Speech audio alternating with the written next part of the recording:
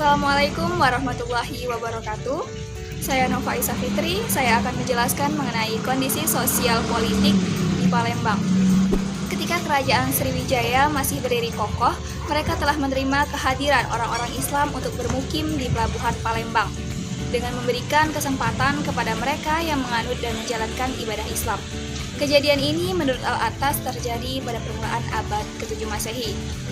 Setelah kejatuhan kerajaan Sriwijaya, wilayah Palembang mengalami kekosongan pemerintahan selama kurang lebih 100 tahun. Pemerintahan baru muncul pada abad ke-16. Setelah itu, daerah ini berada di bawah kekuasaan kerajaan Melayu. Setelah Majapahit menggantikan Sriwijaya, oleh Brawijaya V ditugaskan putranya, Aryo Damar, yang kemudian berganti nama menjadi Aryo Dilah, menjadi Adipati Majapahit di sana. Dari Aryo Dilah inilah kemudian lahir penerus raja-raja Islam di Palembang. Berdasarkan sejarah, sudah diketahui bahwa kerajaan Palembang merupakan cikal bakal dari Kesultanan Palembang Darussalam.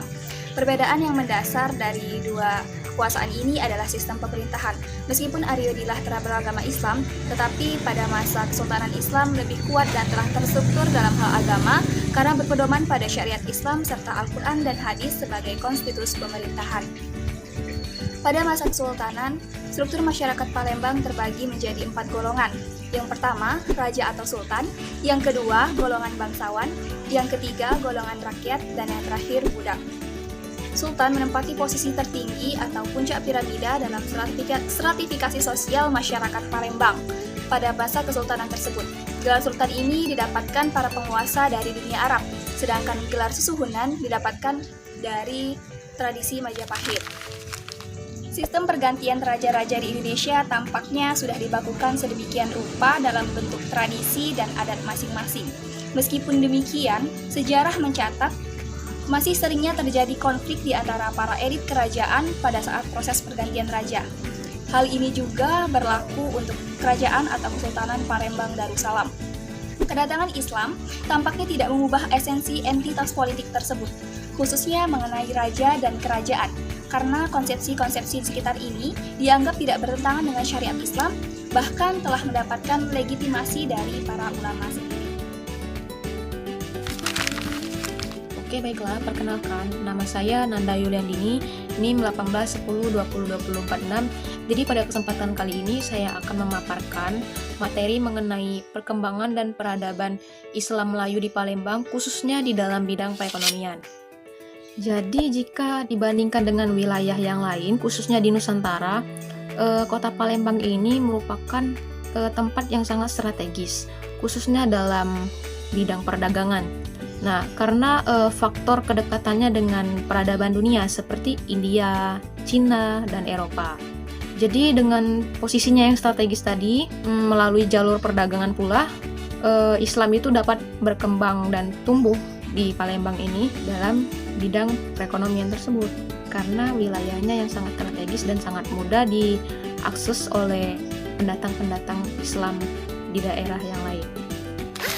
Jadi selain dari perdagangan, perekonomian di Palembang ini juga bergerak dalam bidang pertanian, perikanan, dan kerajinan. Oke, jadi mungkin itu saja yang dapat saya sampaikan. Yang selanjutnya akan disampaikan oleh pemateri selanjutnya. Terima kasih. Baiklah, saya Nurzanan Hadijah akan membahas mengenai kebudayaan Islam di Palembang. Yang pertama yaitu bidang sastra dan bahasa. Perbendaharaan kata bahasa Palembang banyak persamaannya dengan bahasa Jawa. Hal ini dapat dibuktikan dari banyaknya penemuan surat resmi yang menggunakan bahasa Arab dan bahasa Jawa.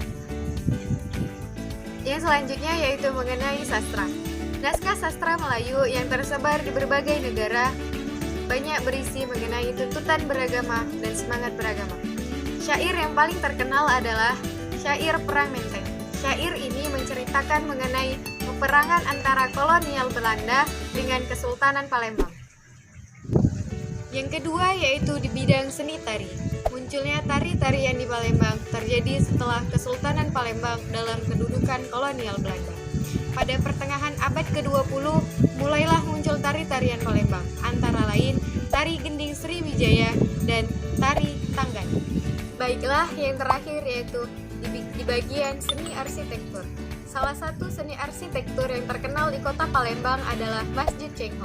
Masjid ini berlokasi di kawasan 15 Ulu, seberang Ulu 1, Kota Palembang. Masjid ini bernama lengkap Masjid Al-Islam Muhammad Cengho. Masjid ini didominasi dengan warna merah dan warna hijau giok. Selain didominasi dengan ornamen Tiongkok, masjid ini juga didominasi dengan khas Palembang yang ditandai dengan adanya tanduk kambing pada bagian atas bangunan. Demikianlah yang dapat saya dan teman-teman saya sampaikan. Lebih dan kurangnya kami mohon maaf. Kepada Allah kami mohon ampun. Wallahul muwaffiq ila aqwamit thoriq. Wassalamualaikum warahmatullahi wabarakatuh.